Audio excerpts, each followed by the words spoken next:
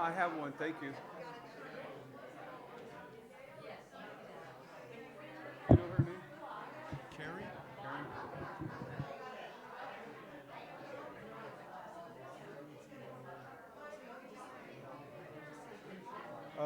Tommy sent around that Jason Mraz. We already did that before. What's the name of it? Um, Look for the good in everything. I think so. Reggae style. Look for the good in Yeah. everything. We did it here. Uh huh.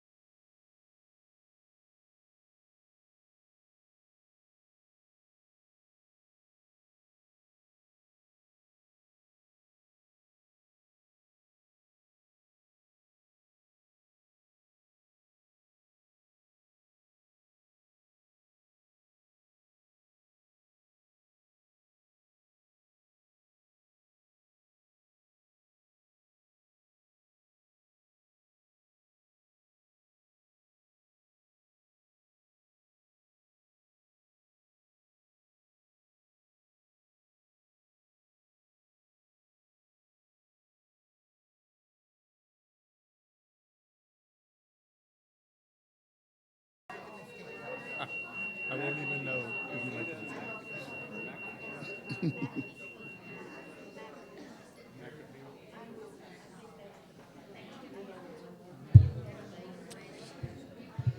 This is her, right? Good morning.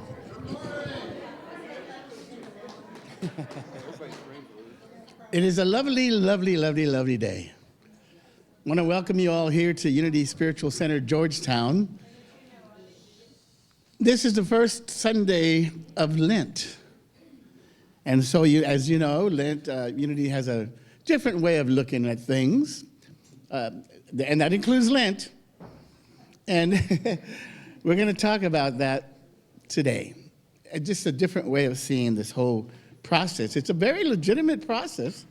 It's just a different interpretation of it, one that we like to think is maybe a little bit from a higher perspective, perhaps. So I'm glad you're here today. And we come together on Sundays just so that we can kind of reprogram ourselves from the week, because we're like little Tesla cars. We need to get our batteries recharged, you know. And so it's important. And this happens to be the charging station. So we come together on Sundays and we pray together and we affirm together and we sing together. Sometimes we dance together. and we just develop refocus all our energy, all that energy that we all have, and we try to combine it all together into this one massive positive energy so that we can send it out to the world, because the world is in need of a lot of positive energy. And there's a lot of people doing that work, and more. And that makes us optimistic about where humanity and on this planet is going. And you know, I mean, we've all heard stories explanations that's what we're here to do, to bring light to this planet and just change the frequency. And it does work. It takes time, but we're working on it. So I'm glad you're here this morning, and I'd like for you to join me this morning on our mission statement.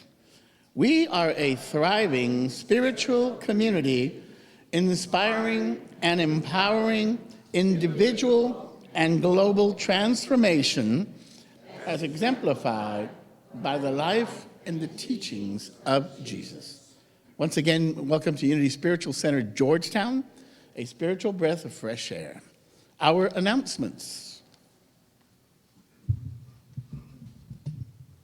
Good morning. If you are here for the first time, we'd like to give you a special welcome. So if you're comfortable doing so, could you stand and give us your name and where you're from? Okay. Yes, we are. All right, well, let's get metaphysical discussion group with Reverend Tommy. Meets on Wednesdays at 10 a.m. at Legacy Hills Park across the street. But right now, due to the weather, we're meeting at Ann Kennedy's house, and she's graciously opened her home to us. Please watch the website for any changes. The book club meets on the fourth Tuesday of each month. The next meeting will be on February the 27th at the Larkin Owl at 10 a.m.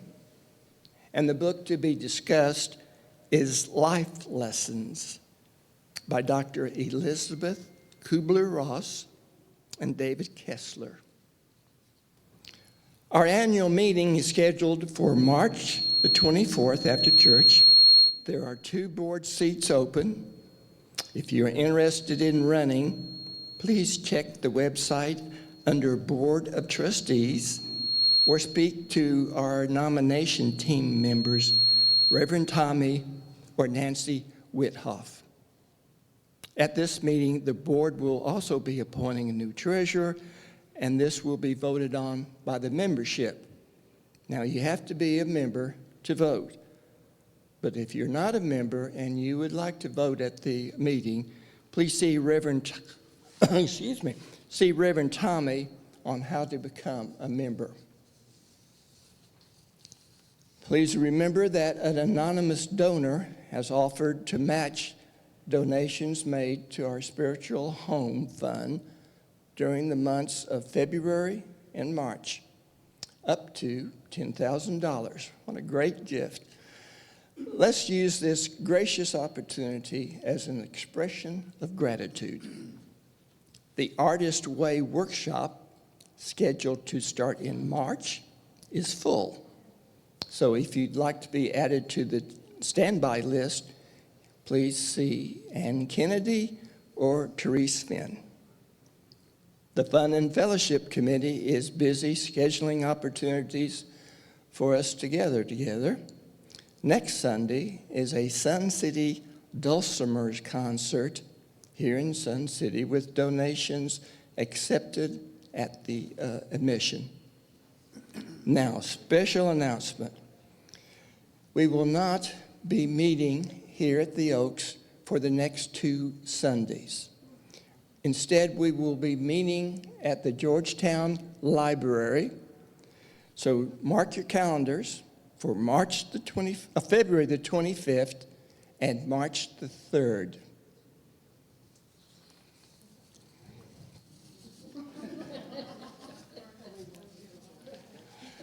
Okay, additional information about all these events and more can be found at the welcome table, our weekly e-newsletter, and our website. You'll also find the admin email address there. Please feel free to reach out with any questions, comments, or suggestions to her. Thank you. One final announcement, I forgot. Next week, we're going to have a guest speaker, and it's Reverend Jim.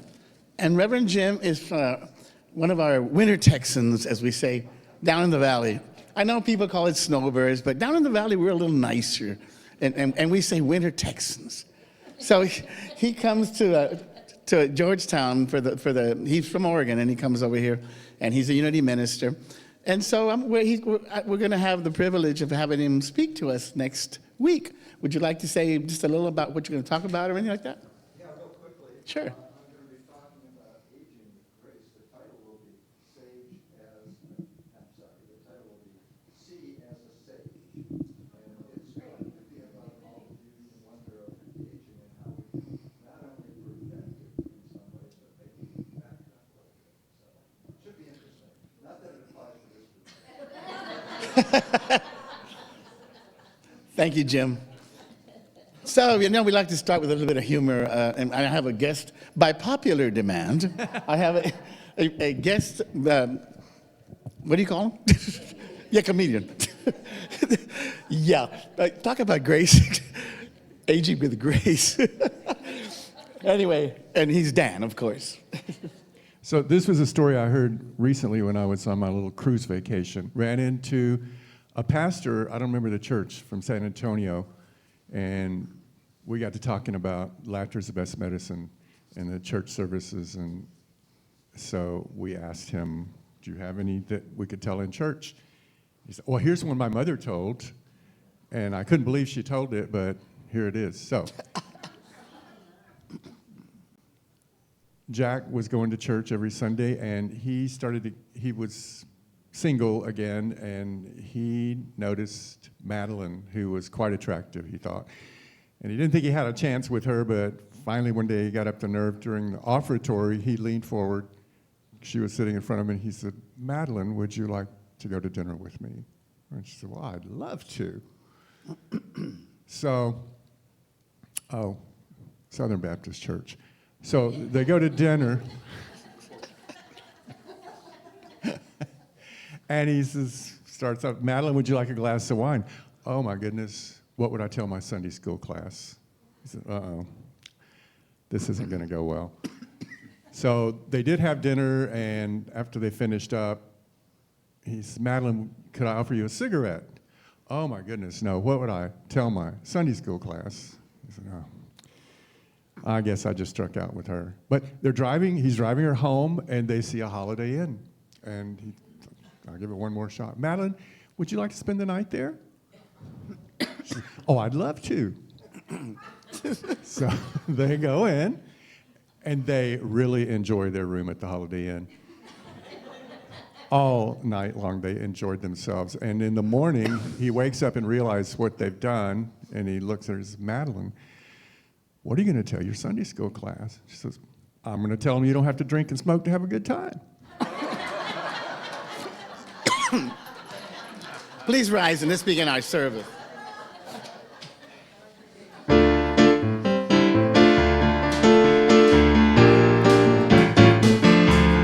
I release And I let go. I let the Spirit run my life. And my heart is open wide. Yes, I'm only here for God. No more struggles, no more strife. With my faith I see the light. I am free in the Spirit. Yes, I'm here for God. Release and I let go. I let the Spirit run my life. And my heart is open wide. Yes, I'm only here for God.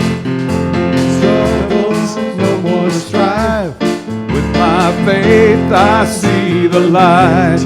I am free in the Spirit.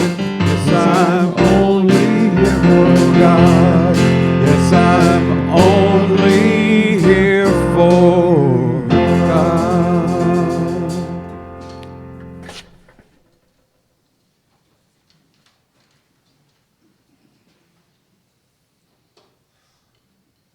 As I read the crystal bowl this morning, let us open our hearts and our minds to become one as we begin this service, this sacred service, where we hear the words that will guide us through the next days and months.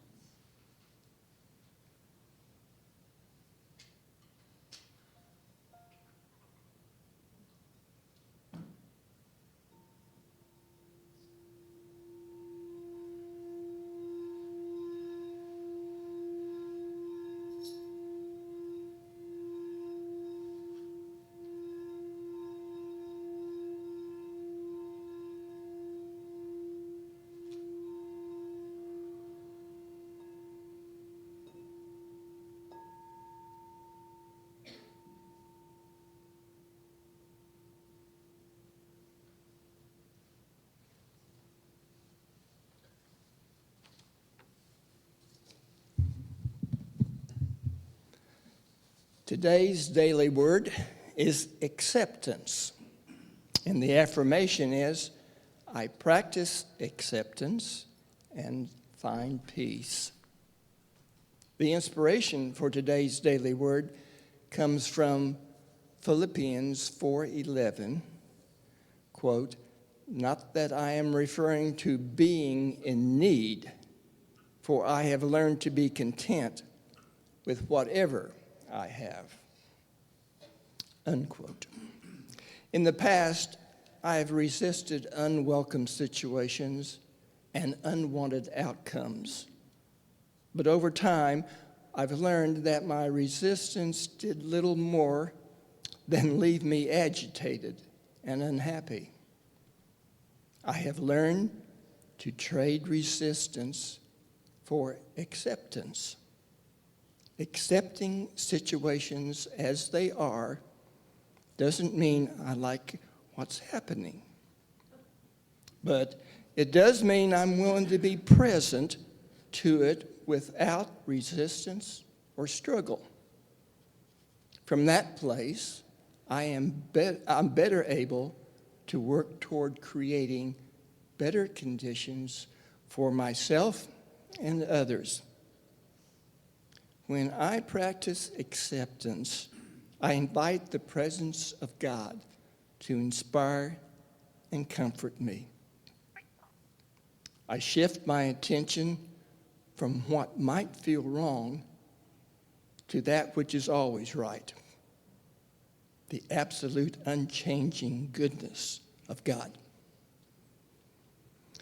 So please read the affirmation with me twice. I practice acceptance and find peace. I practice acceptance and find peace.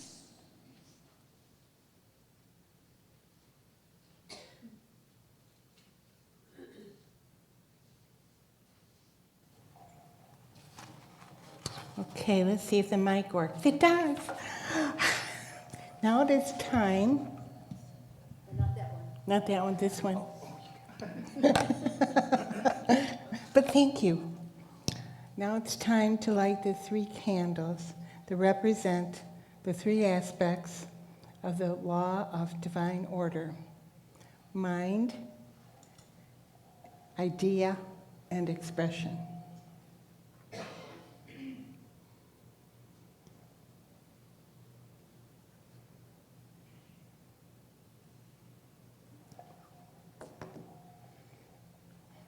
Divine mind is the source of everything. Everything that ever was, everything that is, everything that can be. It is limitless possibility. When we align ourselves with divine mind, we open to new creative ideas. We express these ideas through our actions, our thoughts, and our words. And we thus become co-creators with God. Now let's do the prayer of intention. Living Spirit opens our minds, opens our hearts, and touches us all deeply with love, and sends us out as agents. Agents of love, agents of peace, agents of justice. Amen. And usually we have Children's Sunday School, if there's any children, but I don't see any, so we'll move on.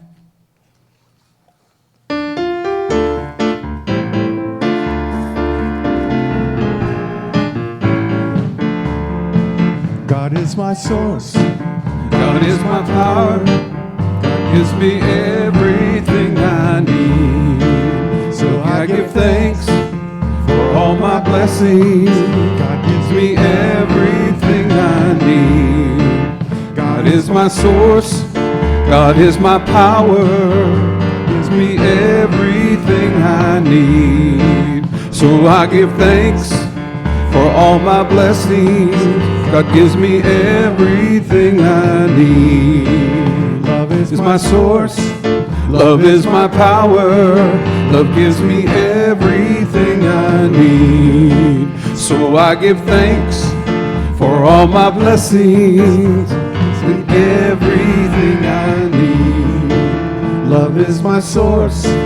Love is my power. Love gives me everything I need. So I give thanks for all my blessings. Love gives me everything I need. Love gives me everything I need. Love gives me everything I need. Please join me in affirming together our statement of being and our vision statement. There is only one presence and one power active in the universe and in my life. God, the good omnipotence.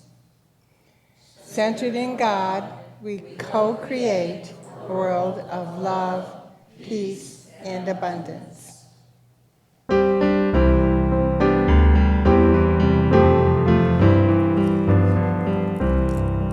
It's in every one of us to be wise. Find your heart, open up both your eyes. We can all know everything without ever knowing why. It's in every one of us, it's in every one of us to be free. Find your heart, open your eyes and see. We can all know everything without ever knowing how.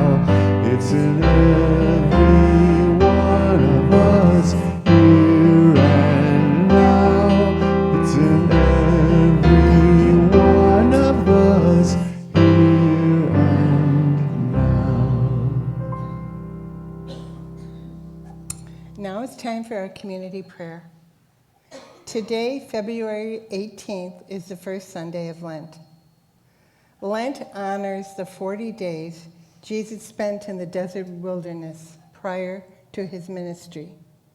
During that time, Jesus faced temptations that challenged his trust in himself.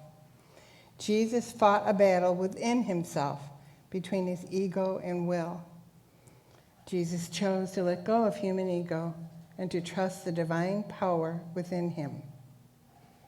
Let us think of Lent as the perfect time to begin the work needed to let go of any obstacles that stop us from becoming fully present within our Christ consciousness. Let us close our eyes, take a deep breath, and connect to the divine power within. It is here, in this sacred space, we recognize our strength and release all doubts and fears. Let us continue to be still and linger in our sacred space, for it is here that we rest in love.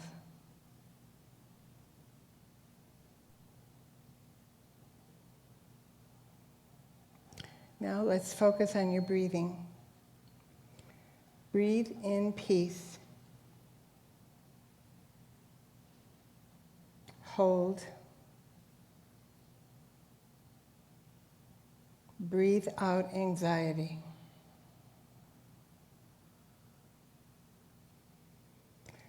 Breathe in faith. Hold. Breathe out doubt.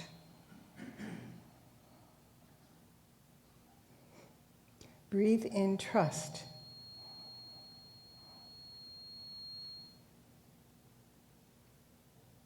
Hold. Breathe out fear. Let gratitude fill us as we become thankful for the opportunity that life's challenges offer us, and also thankful for the beautiful light within us. As I release doubt and seek strength, I become one with divine mind. Now within this sacred space, we shall pray. If you are holding a person or situation in your heart, let us bring them into our circle of love by speaking their name or condition, either aloud or silently. And let us rest in quiet for a few moments.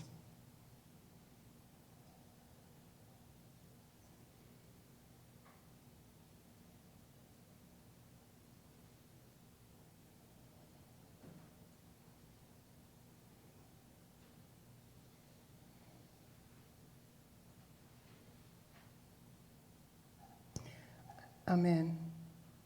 Let us close our time of prayer by singing an ancient prayer, a prayer handed down through the ages that affirms God's realm manifest in earth as it is in heaven. The Lord's Prayer. Our Father, which art in heaven, hallowed be thy name. Thy kingdom come, thy will be done in earth as it is in heaven.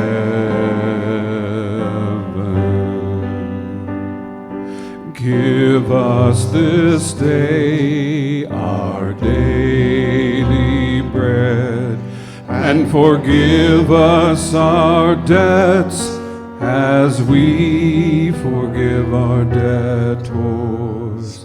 And leave us not in temptation, but deliver us from evil. For thine is the kingdom, and the power, and the glory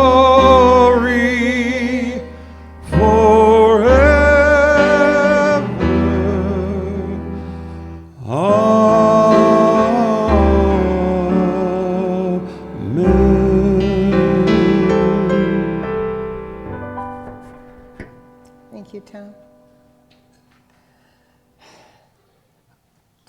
I'm going to talk about our Christ presence and how we can connect to that. And my words are inspired by Joel Goldsmith.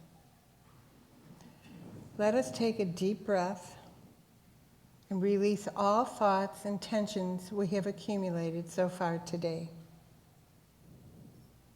For our spiritual practice, I want to discuss releasing or letting go. Earlier today, I spoke about Jesus' struggles with himself and the choices he made. How can we emulate Jesus' example in our daily lives? We face temptations every day. We know that it is a challenge to release our fears, our beliefs, and other harmful habits. Letting go means being willing to release one's attachments to past events and future hopes and live in the present moment. Letting go does not mean forcing yourself to get over something horrible or making yourself forget what happened. Instead, letting go is a process of surrendering limiting and painful beliefs. How do we develop this ability to let go, move forward, and create change? What about accepting the fact that we need to make a change? It takes fortitude and motivation to accept what is, especially when you don't like it. Try to work with the circumstances you find yourself in, instead of resisting them. You can use the resources at your disposal, both inner and outer, to alleviate, to heal, and to change what can be changed. Within each of us exists the divine potential to access this magical power to change. But it does take some work and practice. Meditation helps us connect with our divine power of imagination to see the possibilities for positive change. Meditation is an invitation for God to speak to us and through us. It is not an attempt to reach God, because our Christ presence is already here, in our inner stillness, in our quietness and confidence. Align yourself with divine mind. Use its strength and love to overcome failings. When we begin to trust ourselves, to believe we can access our divine creative power, we can then express the potential to create the desired outcomes. These are the workings of the law of divine order, mind, idea, and expression. Excuse me. Next, take time to appreciate all the blessings in your life. Doing this will help you maintain a cheerful outlook, and it will also help alter your perspective about life. Find time to remind yourself that you are exactly where you need to be, and you will get to where you want to be. Now let's take a deep breath and become aware of the light that surrounds us. Let us become silent and go within to our inner sanctuary, becoming aware of God's presence that permeates us. In this moment, focus on your Christ presence and be fully present in this space.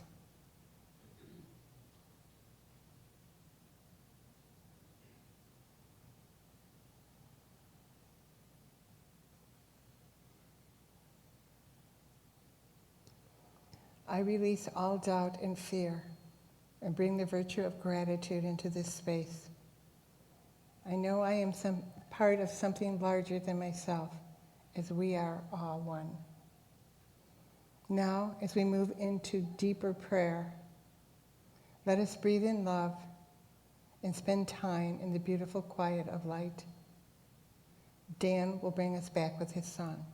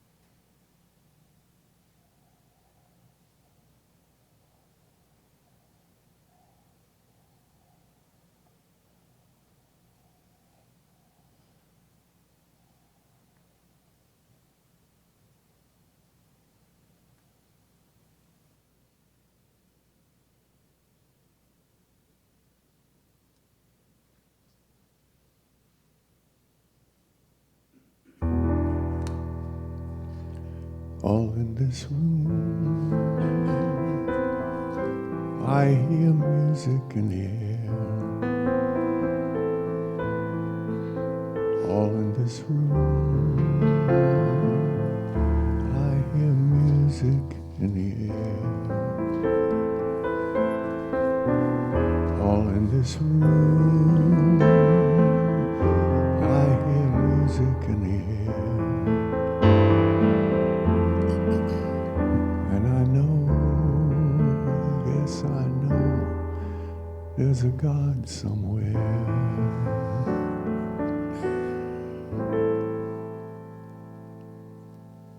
Thank you, Dan. Thank you, Jim. You know, I was thinking, as I was sitting back there meditating in those 2 minutes, I feel really blessed to have grown up a Catholic. I really do, because from my Catholic period to my unity period is such a vast contrast, and yet the subject matter is essentially the same, but it's a different point of view. And I'm grateful for that, actually. And Lent in particular brings all these to mind because, you know, when we were growing up Catholic, it's like, okay, so like, what are you going to give up this year? And I was like, candy was a big one. Chocolate, good luck with chocolate.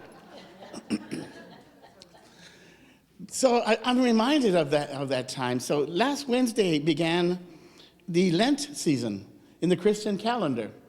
And as we know, Unity's early theological influence was that of Christianity, primarily because Unity co-founder Myrtle Fillmore was a very devout Methodist. And additionally, Christianity was a predominant view in America in those days, and it still is, although it is fading. It really is. But that, in addition to that, all the various other influences that we talk about all the time, of the time period, the scientific revolution, transcendentalism, and Charles Fillmore being a very curious man, and having been well-read when he grew up because he was taught by a lady. You know, I remember the story his friend had a mom who was homeschooling him, and so he had an injury, and so he asked the guy, we think your mom will homeschool me? And he said, yeah, why not? And so she was a young Army lieutenant's wife or something, and so she was very well versed in things, and she introduced him to all these things as a young age. So it was very interesting, and all of that helped in developing a more encompassing point of view, which became Unity. One that we like to think is from a higher perspective in a way. And the Lenten season is a beautiful example of that. It's a different view, which is consistent with our view and our approach to interpreting Christian concepts. Every year, Unity publishes a little booklet, which we have some today. And the booklet this year is called Let Go, Let God. Hopefully you picked one up, and if you haven't, there's a few left over you can pick up on your way out. And the recurring theme, the recurring idea of the booklets is daily practice. Because if you notice, we've been talking a lot about letting go of things. Letting go, letting go. And the beginning of the year kind of starts the whole process. And at that point, it's more of a suggestion. You should try this. But if you're a Catholic, once you get into Lent, it's like, no, you're going to do this. I'm not asking you anymore. You're doing it. So the whole idea is to let go of these old beliefs and old habits that really don't serve us anymore. And I was thinking about Meister Eckhart, because I really like Meister Eckhart. And he's got a quote that says, God is not a matter of addition. God is a matter of subtraction. So what does that say to you when you hear that? To me, it says, get rid of all the obstacles, all the ridiculous ideas that you've got in your head, and as soon as you do, guess what's left? You know, Tom's going to do a song that says, it all fades away, except God. And so something like that. So we let go of these limiting beliefs, and the little booklet helps us in that, because every day there's a reminder. And so doing these practices is key to what we do. And that's why every Sunday, You know, when it first got here, the chaplains and I were talking, and we introduced the concept of a spiritual practice. So as to help you develop these ideas. So we're going to talk about Lent today. And we're going to talk about a different way of seeing Lent. Because it all leads up to the Passion Week and Easter. And I think I reminded, because I first thought about the Passion Week, I started, why is it a Passion Week of all things? And the answer is that the word passion has its root in the Latin language, and it's about suffering. It's not about like we use passion. I'm passionate for this or that. It's not like that at all. It's about suffering. So in one of the views of these booklets a couple of years ago, it was called Fasting and Feasting. And I said, fasting and feasting? And I want to share a little bit of that along with some other things today, because I thought that really the idea of feasting really says a lot about how we see things. So before I do that, let me give you a little history about Lent so you'll be well versed in these things. Because, you know, I'm very curious and I like to find out where things came from. And this is, what am I trying to say here? Let me see. In unity, we see Jesus as the great example, not the great exception. And that all helps in our understanding of our oneness in all things. So let's talk about Lent. Lent, you know, it's not in the Bible. It's not. It's a church. The church made it up. It's a total church thing. But from the foreword of the book to Keeping a True Lent by Unity co-founder Charles Fillmore comes this. He says, it is commonly believed that the Lenten period has to do with the 40 days preceding the resurrection.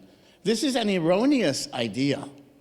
Lent is a church institution, and there is no authorization for it anywhere in the New Testament. And he continues, however, it has sound spiritual basis. He says Moses, Elijah, and Jesus all set a precedent for it. Each observed a 40-day period of prayer and fasting as preparation to begin spiritual work. They all did it. Moses received the 10 Commandments at the conclusion of his fast. Elijah talked to God on Mount Horeb at the conclusion of a period of prayer and fasting.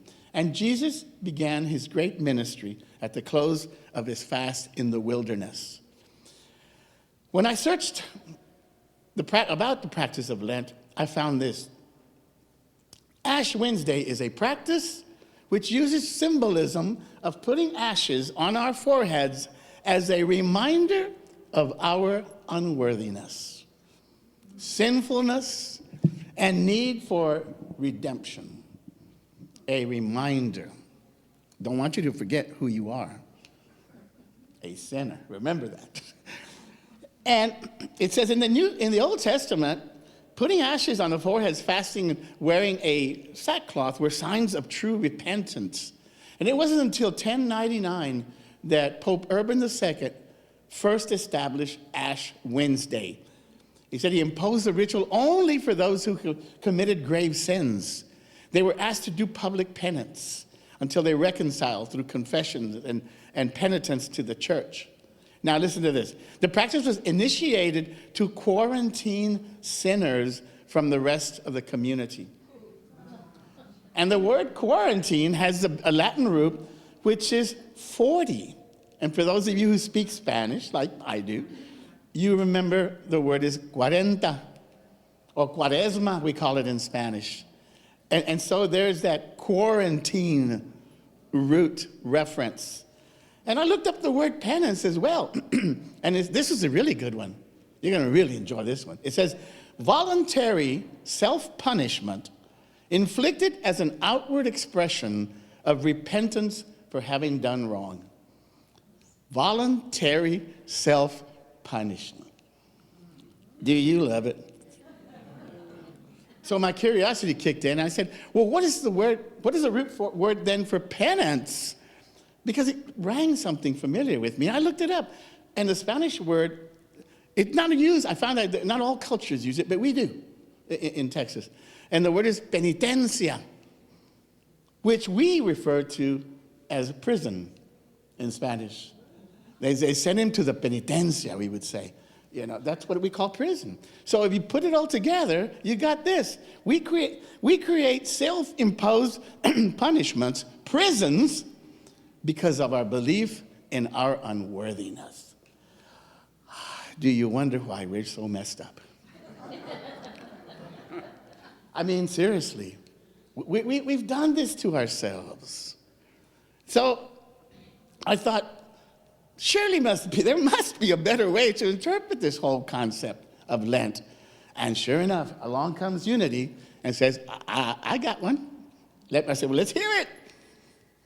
And one of the main things is the whole idea of Easter season is the idea that we, during our human experience, we experience crucifixions and resurrections all the time. Now, some of them are small. You know, maybe you got fired from a job. I mean, it's not real small, but it's, you know, relatively speaking, you're not on the cross. And so that being fired from a job would be a crucifixion of sorts. And then all of a sudden you find this new job that really, it's like, man, this is like my dream job. And along comes the resurrection. So this happens all the time.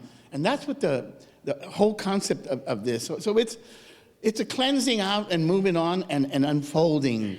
So I want to take a look at a Unity's version of what the Lent season might be about. So it's about transformation, certainly, because everything is about transformation. So let's find a positive way to look at this Lent season and let that unworthiness business, you remember, right-click and delete. Get rid of it. So in doing some research, I came across this marvelous way of seeing Lent that I want to share with you. It begins, as I said earlier, there are two ways to move through the Lenten season, fasting and feasting. Both are legitimate expressions of spiritual growth. As a matter of fact, from a spiritual perspective, they are both necessary. Spiritually speaking, now this is key to everything. Spiritually speaking, well, as far as the Unity interpretation, there is only one kind of fasting. Abstaining from error thoughts, choices, and actions that dampen the awareness of our oneness with Spirit. That is the abstinence that we seek in Unity. The dieting we advocate there in Unity is dieting from doubts, fasting from fears, abstaining from beliefs that we are unworthy, and eliminating the thinking that we are sinful by nature. Because we were told that too. Original sin. We're born flawed. And I'm the philosopher guy going like, wait a minute. But if God is perfect, how does a perfect being or whatever God is create something that's imperfect? Doesn't that make it imperfect by definition? Seems like it would. But no, I guess not. But we know now, of course, that we're not imperfect. We never were. We're just undeveloped, if you will. We haven't unfolded completely. We're working on it. We talked about that at LGM a little bit on Wednesday. I don't know why it came up. And he said, maybe we're just not very, because we were talking about prayer and the power of prayer. And said, sometimes it works, sometimes it doesn't work. I said, well, because there's other factors, number one. But maybe it's simply that we're just not that far unfolded yet. Like my example about you find a piano in the woods and you've never seen a piano in your life and you start noodling with it and you kind of like the way it sounds, like, this is an interesting thing. But does that mean you can play Mozart on it? No, not yet. That takes practice, even though the thing is right in front of you. Same with the spiritual unfolding business. So it goes on to talk about this, and we have to fast from the beliefs that life has to be filled with suffering. We've talked about that.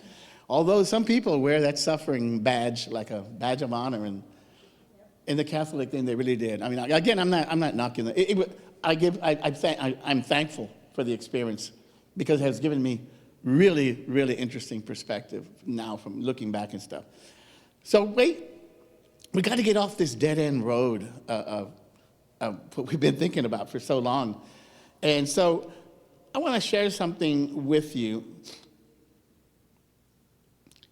that came up recently. And can I have a little music then, please? Let's think about the message of today. Let's think about this topic of Lent and giving up things and letting go and all these things. Because it's a message of change. It's a message about ridding ourselves of old beliefs that just hold us down. And when I first wrote this lesson a couple of years ago, Pope Francis had written something about Lent. And it gave me hope to think, maybe the global community really is coming around to a new way of seeing things. Because Pope Francis is a special guy. And he wrote this. He said, do you want to fast this year? He says, fast from hurting words and say kind words. Fast from sadness and be filled with gratitude. Fast from anger and be filled with patience. Fast from pessimism and be filled with hope. Fast from worry and have trust in God. Fast from complaints and contemplate simplicity. Fast from pressures and be prayerful. Fast from bitterness and fill your heart with joy. Fast from selfishness and be compassionate to others. Fast from grudges and be reconciled. Fast from the words and be silent so that you can listen. Those were the words of Pope Francis. So next time anything comes along, thoughts, actions that are clearly not of God, and you know them, you recognize them, they're not that hard to recognize anymore. Well, fast from the feeling and feast in the glory and the bounty that is Spirit. And that's the message for Lent for today.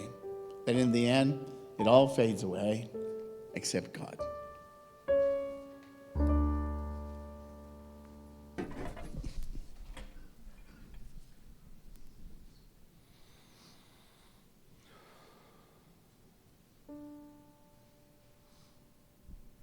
There was something in the desert. There was someplace wild and green, and a child in a village I passed through. There are places that I've traveled, and so many things I've seen, and it all fades away, but God.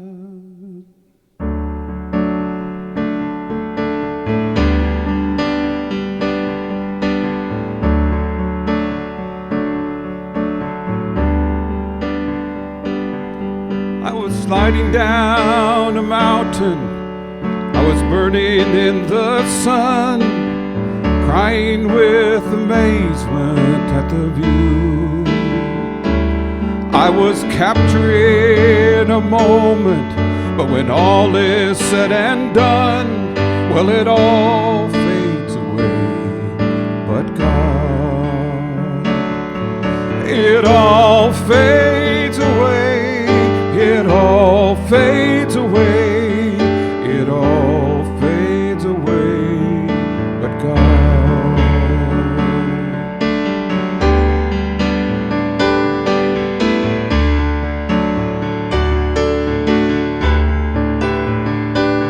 I have sailed across the oceans, past the cities and the farms, on a never-ending quest for something new.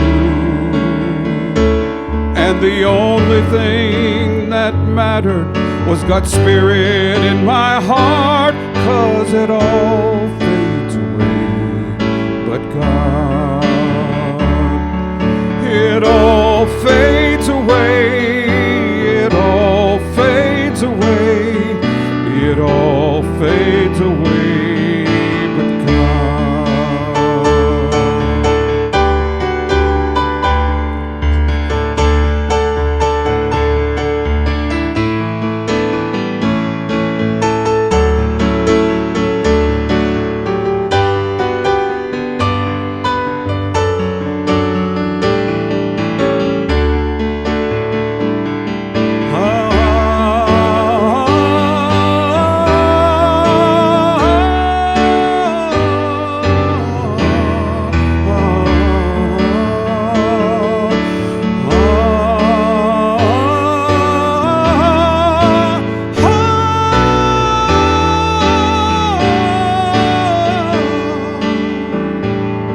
There is one thing that's eternal, that cannot be torn apart. There is one thing that remains forever true. Past the thinking, past the breathing, past the beating of my heart, it will all fade away but God. It all fades away. It all fades away. It all fades away but you. It all fades away. It all fades away. It all fades away but God and love and you and me and God. Yeah.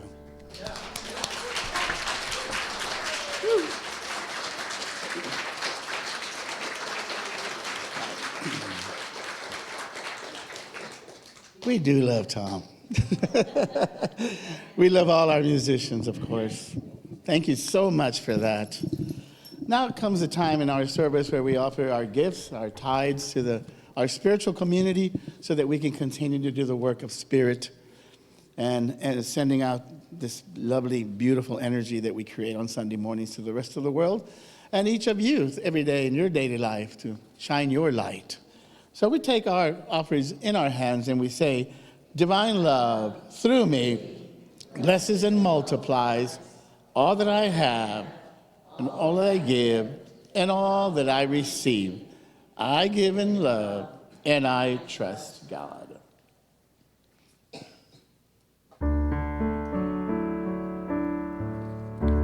Everything I see, everything I do is blessed by your hand, God. I give it back to you. Everything I give, every thought that's true, is magnified and kind, God. I'll give it back to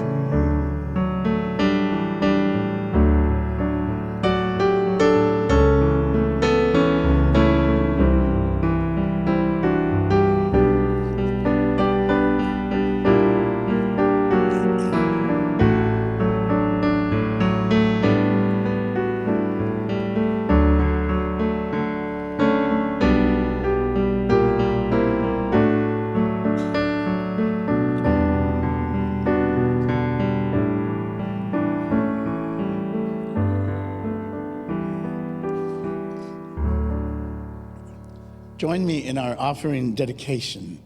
We bless and dedicate these tithes and offerings as an expression of divine love, and we release them to manifest that love in our community and in our world.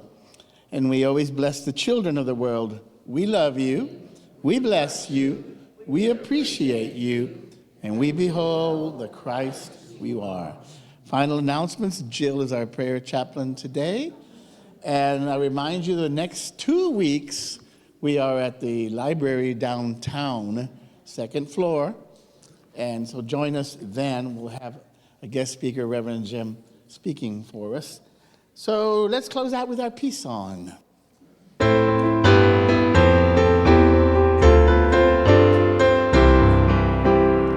Let there be peace on earth, and let it begin with me.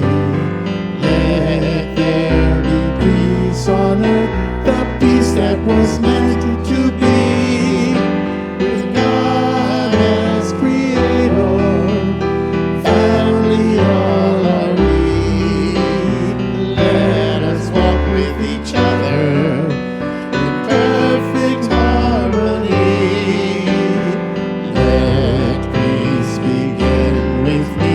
Let this be the moment now. With every step I take, let this be my joyous vow. To take each moment and live each moment in peace eternally. Let there be peace on earth, and let it begin with me. The light of God surrounds us. The love of God enfolds us. The power of God protects us. The presence of God watches over us. Wherever we are, God is, and all is well. I am light. I am love. I am power. I am presence. I am. Have a blessed, blessed week.